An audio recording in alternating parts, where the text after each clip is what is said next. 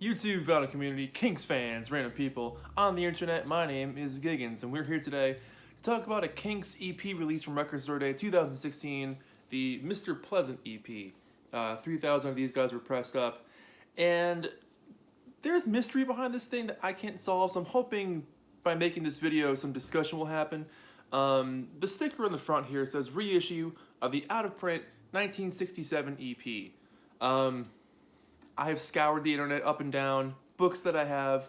I can't find a single trace of this thing ever existing. There was a French EP that had 4 of the 5 songs on here on that existed, but this one with the 5 songs beats me, man. I mean, beyond the fact that I love it, it's one of my favorite Kinks-related things that I own. The songs are all great on it. You know, it talks about the US hit Mr. Pleasant and Village Green. That's cool. So I'm wondering if this was like a planned release. And I'll also add that if this was a planned release in America, number one, EPs in the 60s in America did not sell well. Very, very rarely were EPs pressed up in droves because it just didn't sell. The single was big and the album was big. EPs never took off. There was a couple by the Beach Boys, the Beatles, you name them. They didn't do too well, and they're pretty hard to find these days. But also, the Kinks were banned from America at this point. So why would a record label, who can barely sell their albums, put out an EP that probably wouldn't sell from a band that can't promote it in the country it's being sold in? So, riddle me this, Kinks, or management behind the Kinks. Anyway, it's a really cool little 45. So the first track on, you get 5 tracks. Two Sisters, which was the B-side of Waterloo Sunset in the U.S. Mr. Pleasant, excuse me, which was an A-side in the U.S. And it was a A-side also in most of Europe, but I don't think England, where the B-side was Autumn Almanac. Village Green would, of course, appear on the LP a couple years later, so this is a really early release for this one. And I Will Love You, which is one of my favorite Kinks songs of all time, and the only place I own it is on this EP. That was done during the Kink Controversy sessions, so it was never really released. And This Is Where I Belong, which was the B-side of Mr. Pleasant in some countries. Anyways, side 1 starts off with Two Sisters, and I love how this track opens up. I mean, it's the thing I like about Ray Davies in his writing, and obviously we all love about their writing, is that daily routine, observant of your surroundings, observant of the people you're with, the situations you're going through, and then writing about that in such detail that it's extremely relatable, and not many writers can accomplish that in a catchy way. Ray knows what he's doing. Two Sisters has a very ominous harpsichord,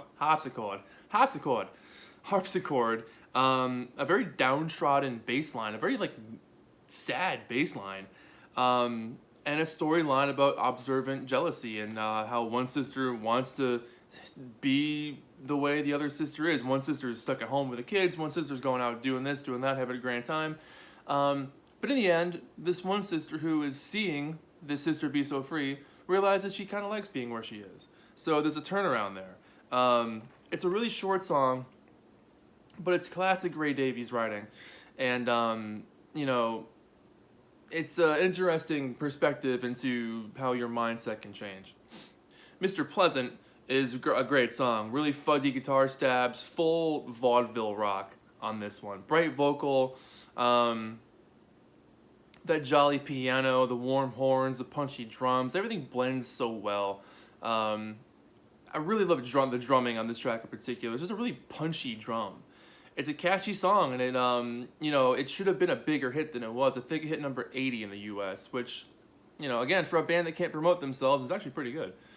So that's side 1. Side 2 starts off with Village Green, and this is the earliest taste of what we would get, you know, almost a year and a half later on the Village Green Preservation Society, which I'm so stoked that that album is so popular now and so well-known and respected, and because when I got into that album in high school, I really feel like nobody knew what that was, and I'm not trying to make myself sound like a hipster or something, but when I would talk to my friends about music or the Kinks or whatever, that album never came up. So I was always kind of like, why do I like this weird little album? Like, what's going on here? But in the last probably 5, 6, 7, 8 years, it's really kind of exploded into a, being respected for what it is, which is awesome to see that. I'd love to get that big box set someday.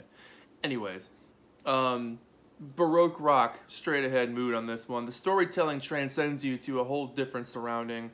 It's so full of imagery and its love of life, its nostalgia. You can smell the smells, you can see the buildings, you can feel the romance in the air, you can experience the longing and the looking back and the daily life and reflection. What an amazing track. I mean, obviously Ray is known for this kind of writing, but this one really hits it on the head hard. And I Will Love You, like I said, one of my all-time favorite Kinks songs. It's a long-lost kind of track, if you will, from these guys. It's wonderfully honest, it's simple, the bongos, the tom-tom drums, the organ, the lightly strummed guitar.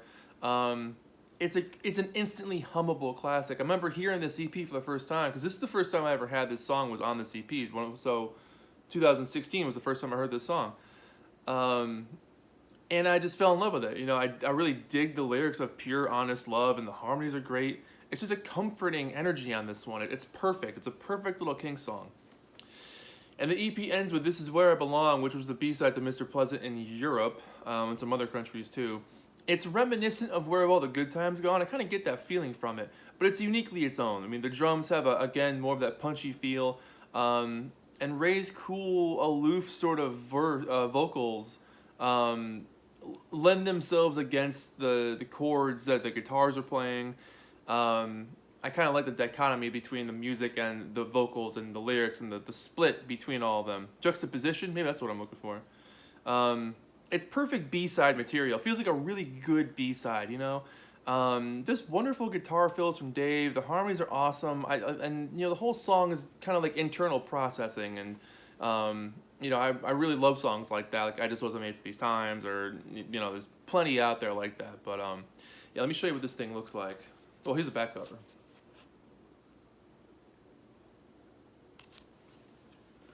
Comes in a little mini sleeve here.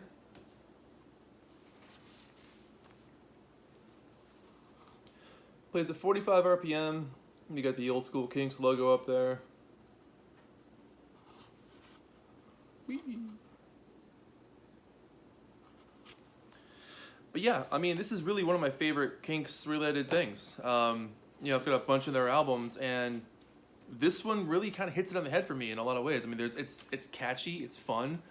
There's not a bad song on the bunch. Granted, there's only 5, but I mean, you're 5 for 5. There isn't a bad song on here. So I'd really give this thing like a 9 out of 10. I mean, it's a great freaking album or EP. My only qualm with it is, the sticker says reissue of out of print EP. I don't think this thing ever existed. And please tell me I'm wrong, because I want to find an original if that's the case. I can't find a thing about it on the internet. So, that's it. My name is Giggens. This has been the Kinks with the Mr. Pleasant EP, as it's commonly referred to, I suppose. And, 9 out of 10. I'd give it a 10 if I knew that it was actually real, but the sticker's lying to me, so 9 out of 10.